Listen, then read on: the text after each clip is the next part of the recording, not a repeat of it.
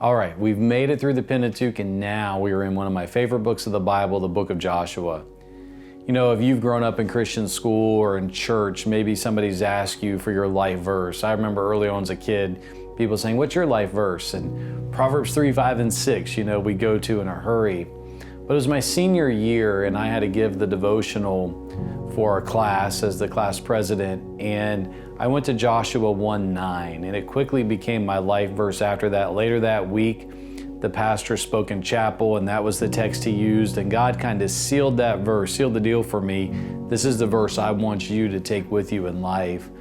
And Joshua 1:8 is a very familiar verse there as Joshua's taking leadership, and I think he was down and discouraged, maybe a little depressed, that now he's got to lead these people of Israel into conquest, and he doesn't want to and doesn't really know how to.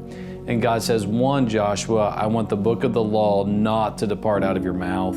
I want you to meditate in it day and night. And then he goes into Joshua 1:9. He says, what have I not commanded you? Be strong and of a good courage. Be not afraid, neither be thou dismayed, for the Lord thy God is with you wherever you go. And what a promise Joshua had to take with him. And as he took that promise with him, he was facing this first hurdle, Jericho. And again, he was just down. He was like, man, how are we going to do this? What are we going to do? What's the military strategy to take down these huge walls like this? And he got alone and just poured his heart out to God and just trying to figure out what he was going to do. And that's when God showed up. It's not hard to find Christ in the book of Joshua. Joshua means God is our salvation. In the New Testament, that Old Testament rendering means Joshua, Jesus. But Jesus shows up. And Joshua grabs his sword there and he says, are you for us or are you against us? He says, neither. I'm the captain of the Lord of hosts. And Joshua falls on his face and bows down before God. And God had to show up and one, confirm with Joshua, listen, I've got this. But two, to make sure Joshua understood that yes, he was commander-in-chief, but ultimately it was God who was commander-in-chief. It was God who was going to be calling the shots. And very quickly, he gave the shots for Joshua to follow. And for us, maybe you're finding yourself like Joshua.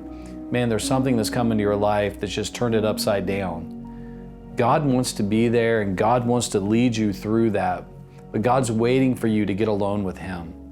You got to have that God moment where the Lord just shows up and tells you what He wants you to do in the direction that He wants you to go.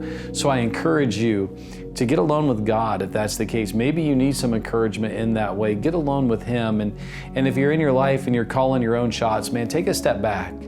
It's God who's got to call our shots, not us.